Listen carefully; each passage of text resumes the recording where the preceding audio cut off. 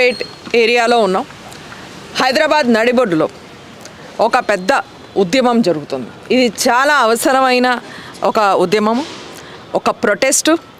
Citizens ఇక్కడ ఉన్నారు, వీళ్ళందరూ మీరు చూస్తున్నారు, ఇక్కడ స్థానికులు వీళ్ళందరూ ప్రొటెస్ట్ చేస్తున్నారు ఒక వైన్ షాప్కి విరుద్ధంగా. ఈ వైన్ షాప్ 2-3 ఏళ్ల క్రితం ఇలా స్థానికులు ప్రొటెస్ట్ చేసినా కూడా ఆ టైంలో ఉన్న బీఆర్ఎస్ ప్రభుత్వం ఇక్కడ మళ్ళీ వైన్ షాప్ ఇవ్వడం జరిగింది. ఈ వైన్ షాప్ మూలంగా ఇక్కడ వైన్ షాప్ ఎదురుకుండా స్కూల్ పిల్లల బస్సులు, అలాగే మహిళలు వెళ్ళటం రావటం, వీటన్నింటిలో ఎన్నో రకాల బాధలు ఆ టైంలో కూడా వచ్చినాయి. అయినా వాళ్ళు ఇదంతా నిర్లక్ష్యం చేసి మాకు లిక్కర్ సేల్సే ప్రాధాన్యం, లిక్కర్తో వచ్చే రెవెన్యూయే ప్రాధాన్యం అని ఈ స్థానికుల ఉద్దేశాలు, వాళ్ళు చెప్పిన ప్రాబ్లమ్స్ని కూడా నెగ్లెక్ట్ చేస్తూ మళ్ళీ వైన్ షాప్ అక్కడ క్రితం బీఆర్ఎస్ ప్రభుత్వం పెట్టింది. ఇప్పుడు దాని లైసెన్స్ మీకు తెలుసు కదా ఎక్స్పైర్ అవుతుంది, అలా ఎక్స్పైర్ అయింది. ఈసారి మా request prohibition and excise officers అందరితో, అలాగే మంత్రివర్యులతో, అలాగే మిగతా కనెక్టెడ్ ఎక్సైజ్ ఆఫీషియల్స్ అందరితో, జిహెచ్ఎంసీ వాళ్ళతో కూడా ఎన్నో ఆప్షన్స్ ఉన్నాయి. గురుమూర్తి లేన్ పక్కనున్న ఖాళీ జగాలు చాలా ఉన్నాయి.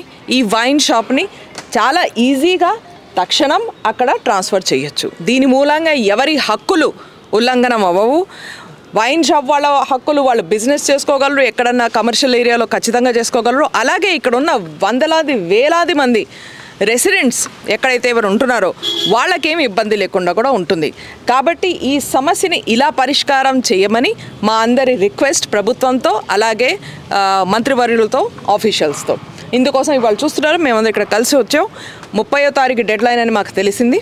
30వ తారీఖున లొకేషన్ మారటమా లేకపోతే ఏమి చేయాలి అనే ఇన్వెస్టిగేషన్ కూడా excise and prohibition department already చేస్తోంది. ఒక ఇన్స్పెక్షన్ ఆల్రెడీ అయిపోయింది, 1-2 ఇన్స్పెక్షన్స్ అయిపోయినాయి. ఇంకా వాళ్ళ రిపోర్టు ఎవరి ఫేవర్లో ఉందనేది వాళ్ళు ఇంకా చెప్పలేదు.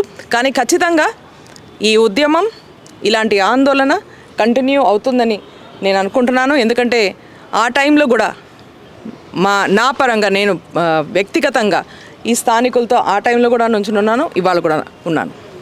మేడం, యాక్చువల్గా మీరే ప్రభుత్వంలో ఉన్నారు, అంతా మీ చేతుల్లోనే ఉంది. మీరు చేయాలనుకుంటే ఎక్సైజ్ డిపార్ట్మెంట్తో కానీ ప్రభుత్వంతో కానీ ముఖ్యమంత్రితో కానీ మాట్లాడవచ్చు.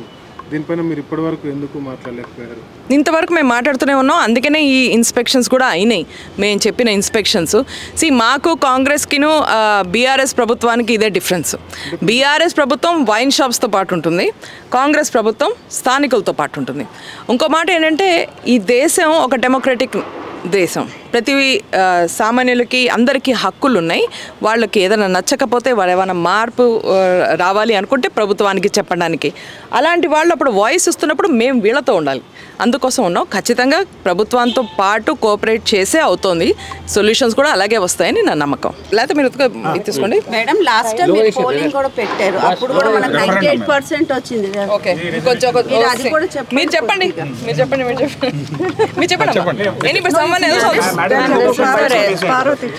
ఇప్పుడు మీ ఎదురుకుండా ఒక రెజల్యూషన్ చూపిస్తున్నాను. ఇదంతా లోకల్స్ ఈ రెజల్యూషన్ ని సైన్ చేశారు. ఇక్కడ ఎంతమంది సైన్ చేశారో ఇప్పుడు ప్రస్తుతం 100-200 వాళ్ళు సైన్ చేశారు.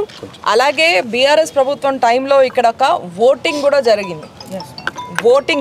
దాన్ని మనం సిటిజన్ రెఫరెండం అన్నాం. అంటే సిటిజన్స్నే ఒక క్వశ్చన్ అడగడం జరిగింది. ఆ టైంలో మా ఒక సంస్థ ఉండేది, దాంట్లో నా సంస్థ, మేమే దాన్ని ఆర్గనైజ్ చేయడం జరిగింది. అప్పుడు ఆ టైంలో 1500 కంటే ఎక్కువ మంది ఓటేశారు. ఈ మొత్తం ఏరియాలో మీరు చూస్తున్నారు కదా, ఎంత అపార్ట్మెంట్స్ అన్నీ ఉన్నాయి. 1500 కంటే ఎక్కువ మంది వచ్చి, అంటే ఇక ప్రాసెస్ ఫాలో చేసేది. వాళ్ళ ఐడీలు, అంటే ఇక్కడ లోకల్ రెసిడెంట్స్ మాత్రమే ఓటు వేసేటట్టు చూసాం. అప్పుడు వాళ్ళు ఓటు వేసి చెప్పింది ఏంటంటే 95% ఓటింగ్ మాకు ఇక్కడ వైన్ షాప్ వద్దు అని వచ్చింది. కానీ ఆ టైంలో మీకు తెలుసు ప్రజాస్వామ్యం ఏ స్థితిలో ఉండేదో. బీఆర్ఎస్ ప్రభుత్వంలో వాళ్ళు వినేవాళ్ళు కాదు ఎవరి మాట. వాళ్ళు వైన్ షాప్ వాళ్ళ వైపు సైడ్ తీసుకుని, ఇక్కడున్న కార్పొరేటర్, ఈరోజు కూడా ఉన్న corporator, BRS corporator wine shop వైపు సైడ్ తీసుకుని ఇక్కడ స్థానికులకి అన్యాయం చేశారు. సో అప్పుడు కూడా మేము చెప్పాం, ఇది ప్రజాస్వామ్యం, ఇలాంటి పనులు చెయ్యొద్దు, మీరు మళ్ళీ ఎలక్షన్స్కి మీరు కూడా వెళ్ళాలి, ఇది మంచిది కాదు అని చెప్పినా కూడా చేశారు. ఇప్పుడు చూస్తున్నారు మీరు రిజల్ట్. అయినా లైసెన్స్ ఎక్స్పైర్ అయింది. ఇప్పుడు ఇప్పుడు మార్పుకి సమయం. మేడం, ఇప్పుడు ప్రభుత్వంలో ఇప్పుడు మీరే ఉన్నారు కదా, ఇది లాస్ట్ పోరాటం అనుకుంటున్నారా, ఇది కొనసాగుతుందా? నేను ఇందాక మీ ప్రశ్న ఆల్రెడీ ఆన్సర్ చేశాను. మీకు మళ్ళీ చెప్తున్నాను, ప్రజాస్వామ్యంలో ప్రతి వారికి మాట్లాడే హక్కు ఉంది. అలాంటి హక్కు ఉన్నది ఇప్పుడు మన వెనకాల ఉన్న రెసిడెంట్స్ కూడా, అలాగే స్థానికులు కూడా పోరాడే హక్కు ఉంది. పొలిటికల్ పార్టీ కాంగ్రెస్ లాంటి వాళ్ళు, కాంగ్రెస్లో ఉన్న మెంబర్స్ లైక్ అస్, మేము ప్రజలతో ఉంటాం, వాళ్ళ మాట గవర్నమెంట్ దాకా తీసుకెళ్తాం. మేము అదే చేస్తున్నాం. గవర్నమెంట్తో కలిసే ఈ ప్రాబ్లమ్స్ సాల్వ్ చేస్తాం. ఖచ్చితంగా సొల్యూషన్ వస్తుంది. Thank you.